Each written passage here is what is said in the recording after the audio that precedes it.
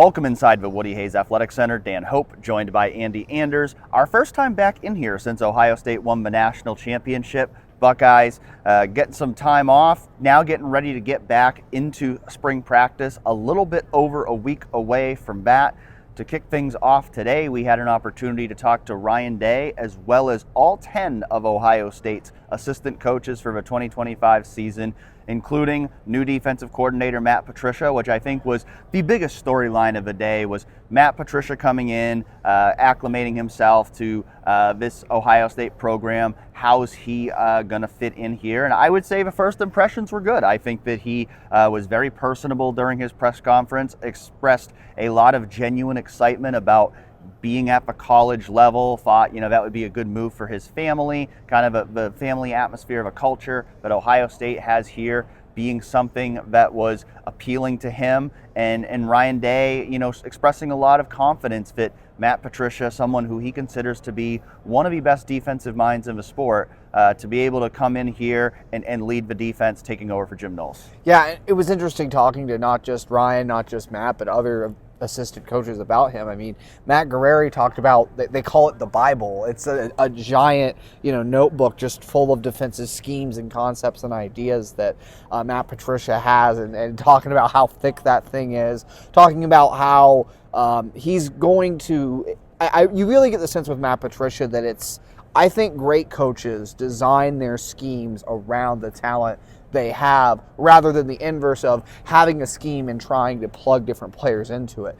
We've talked before about how versatile Matt Patricia is in his background, being able to roll with different personnel packages, different looks. And again, in talking with Guerrieri, how these safeties are going to be deployed in the Ohio State defense, what exactly they do with the nickel position. I think that's all kind of fluid here as Matt Patricia takes the reins and really tries to solidify through spring and then preseason camp what exactly the best defensive scheme and where to put all of Ohio State's defensive pieces, what the best versions of that are.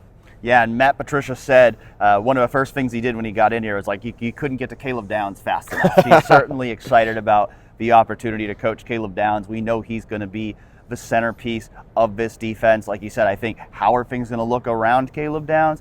That's still a little bit fluid. We heard Matt Guerrieri talking about, the nickel position. They still like guys who have that versatility like Jordan did. It sounds like, maybe Lorenzo Styles, we've kind of speculated he could be a guy at nickel, but maybe Jermaine Matthews is an option at nickel. Maybe there's more free safety looks. I think there's a lot of things there in terms of the secondary and how it's aligned that are still to be worked out. I think linebacker's probably the position that's the most set right now in terms of the depth chart. I asked James Laurinaitis, I said, is it fair to say that Sonny, Arvell Reese, and Peyton Pierce are your top three linebackers right now? And he did say that. He said it's always fluid, there's still competition, but it certainly feels like, Arvell is probably going to be that starting Mike linebacker next to Sonny Styles, Peyton Pierce being their top backup. The defensive line, I think, is where things are really fluid right now because you're replacing 4 starters from last year. Now we know, Caden Curry, Kenyatta Jackson are candidates at defensive end. We know Edric Houston and Caden McDonald are candidates at defensive tackle. Another thing that was confirmed today is that CJ Hicks has now made the move to defensive end. He's now working with Larry Johnson, and that's something that we've talked about a lot going back to last season. CJ expressing himself a desire to play more on the edge. It sounds like he's going to get that opportunity, and I think he's certainly now going to be one of the most interesting players to watch this spring, to see, can he make a successful transition to defensive end, and can he finally become that impact player that we've been waiting to see him become at Ohio State? Because Larry said it, we know that CJ can rush the passer, but we want him to now be able to become a 3-down player.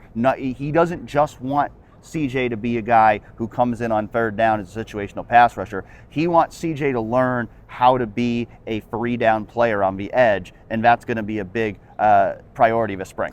And I'll be interested to see, do we see CJ Hicks in a 3-point stance at all this year? And now I imagine 2-point might be more prevalent. And again, with Matt Patricia coming, implementing new concepts, new schemes, something similar to the jack position where He maybe has the occasional pass coverage responsibility, can use that linebacker background. But also, with him moving to the defensive end room, it's clear, like you said, the intention is to put him on the edge, let him use those athletic skills and do what he was clearly best at, the few flashes we saw from him in his first 3 years here at Ohio State.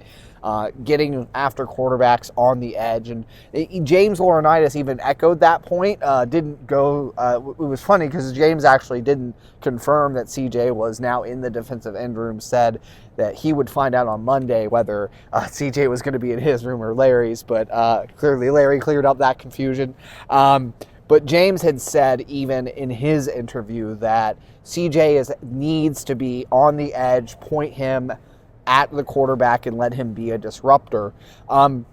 Becoming a 3-down player is going to be a tough thing for him, especially as he moves positions. Does he bulk up in the offseason? Like, there's a lot of very interesting things to watch with CJ Hicks as he makes that position change in exactly how he's deployed, if he's deployed, how much he's deployed. There's a lot that goes into this when you're talking about CJ Hicks and making that change to finally be on the edge. Larry did say it.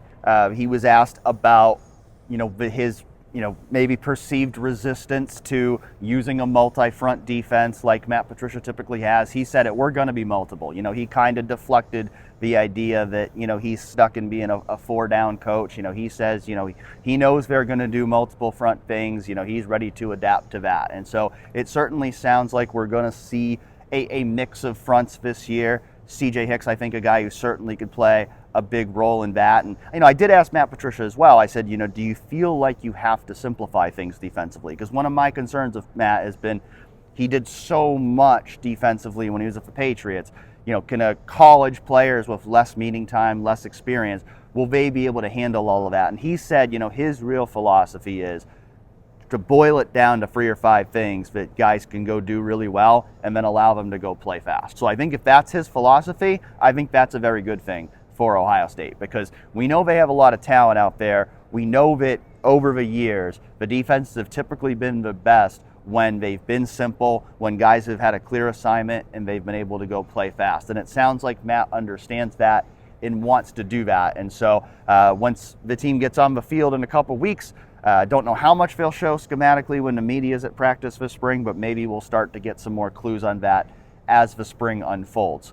Going over to the other side of the ball, I know you had an opportunity to talk to Tyler Bowen today. What are your first impressions of Ohio State's new offensive line coach? Well, I can see why he's a good recruiter, relatable guy. Before the interview process was just shaking hands with media people, talking with us.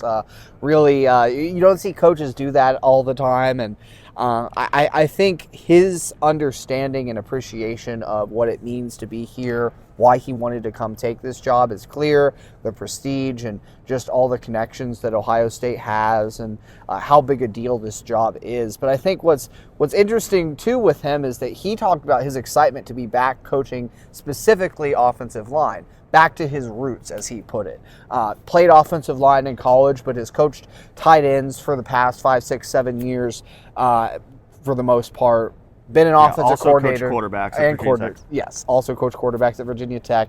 Has been an offensive coordinator, been involved in the scheme. Obviously, Brian Hartline is Ohio State's offensive coordinator.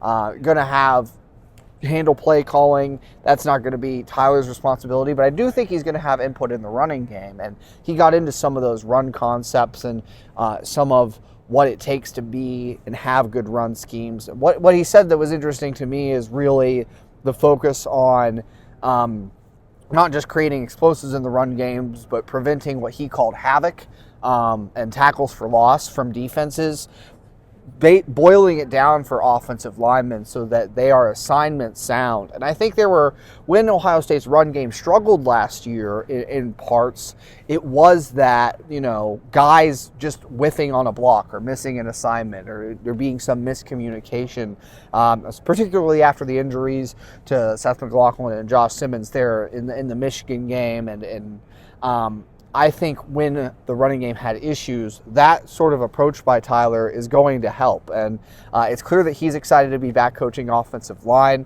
I love my offensive line talk, so it was very, very good to get to talk to him and hear I think first and foremost, definitely what makes him a good recruiter, by the way he was able to articulate what it means to play offensive line and even what it means to be here at Ohio State. Yeah, Ryan Day did make the point when he was talking about Tyler Bowen of, hey, we got to recruit the best players in the country to come to Ohio State. So that's clearly an area they're looking for improvement there. Certainly, Justin Fry did a really good job with development last season at Ohio State, but for recruiting was not where it should be at Ohio State. And so that's certainly an emphasis for Tyler Bowen, and certainly something they're hoping that those first impressions will turn into big recruiting wins on the trail.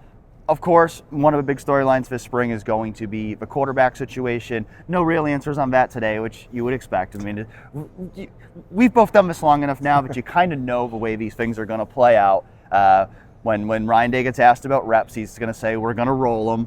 They're going to split up reps during the spring. They're not going to name any clear front runner. Most likely won't name a starting quarterback until preseason camp. That's usually the way it goes. I think we're both of the opinion, some of the stuff we heard even at the NFL Scouting Combine last week, that, Julian Sayin is the front runner, but it's probably going to be his job to lose. But Lincoln's going to get a chance. Tavian St. Clair's going to get a chance as well. And so it's going to be interesting to see how that unfolds over the course of the spring. Yeah, and, even talking to new quarterbacks coach Billy Fessler today, it's definitely the top storyline you want to watch. There's going to be a lot of position battles, too. I mean, you talk about new starters at all levels of offense and defense. I think as that quarterback competition plays out, there's going to be a lot that we're tracking. The safety competition is really interesting to me. We talked about it before, what exactly you do with that nickel spot. Interior offensive line, bringing those 4 guys back with college football playoff experience, and what exactly do you do at guard? Running back, what's the division of carries between James Peoples and C.J. Donaldson? I think it's going to be, last year's spring was interesting because of the chase and all the guys coming back. This year's spring is much more, how are you going to reload? What does this exactly look like with the new scheme, with everything? And so I'm really excited for spring practice to start getting some answers maybe to some of these questions. And it sounds like the fans will at least get to see some football at the spring showcase, as they're calling it this year. Ryan Day not getting into full specifics on what the spring game is going to look like this year, but he did say it's going to include a scrimmaging element. It might include some 7-on-7, some other drills. I think, if you're hoping to see Jeremiah Smith or Caleb Downs play in the spring game, don't get your hopes up, because I think they're going to be very intentional about limiting reps for guys like Caleb, like Jeremiah, like Sonny Styles, Davis Nigmados, and Carnell Tate. The guys who were starters last year, played a lot last year, I think they're going to be very intentional about managing those guys' reps this spring, making sure they keep them fresh and healthy for the fall, because they hope to make another deep college football playoff run. And if that means playing 15, 16, 17 games, you want those guys to be healthy. And so I think certainly the goal is going to be for this spring to develop the young players, develop the transfers. There's so many guys that didn't play a lot for Ohio State last year that are going to be playing big roles for the Buckeyes this year. And so while there are a few guys that they really do need to manage just to be safe, there's a lot of other guys that need those reps. And so it's going to be interesting to see how they manage it this spring. Ryan Day did say some practices are just going to be, helmets only, no pads, are going to be more, NFL OTA style. So there's definitely some thoughts going on within this program, and I think across college football, about, how do we need to change spring ball to manage players, make sure we keep them healthy and fresh for how long this season has gotten in the fall. But that doesn't make spring any less important, especially because of how many new starters this team is going to have this year. When spring practice starts in 2 weeks, it's going to be a 4-week sprint of 15 practices, and there's a lot that Ohio State needs to accomplish in those 4 weeks if it's going to have a chance to go compete for another championship next season. Right, compete. It's exactly it. It's about competition. It's about development. As you break in all those new starters, that was kind of the consistent message, I thought, across the assistant coaches about what this spring practice is about. And you don't have to be out there hitting each other with bone clattering, just like tackles and having a bunch of contact to develop as a player. It's about learning the scheme, getting different reads and reactions, 7-on-7 for defensive backs and receivers, offensive line drills, just like in shirts and shorts you can do pass rush. There's a lot you can do without doing that full contact and putting players' bodies on the lines and putting those reps on your veterans. There will be hitting too, no doubt about it. At some point in the spring, they're going to put on the pads, they're going to pop. But I think, just to reiterate again, it's about development this spring for this roster that is so much younger than last year's, or at least so much more inexperienced than last year's. And that's the focus as this, like you said, spring practice sprint starts up. Well, we'll be back here in less than 2 weeks for Ohio State's first day of spring practice. That's coming up in 10 days from today, I think, days, if I'm doing my math correctly. So lots more spring football coverage to come on 11warriors.com and 11 Warriors YouTube channel. Hope you'll stay tuned with us for all that. For now, he's Andy Anders. I'm Dan Hope. This has been Press Coverage. Thanks for tuning in.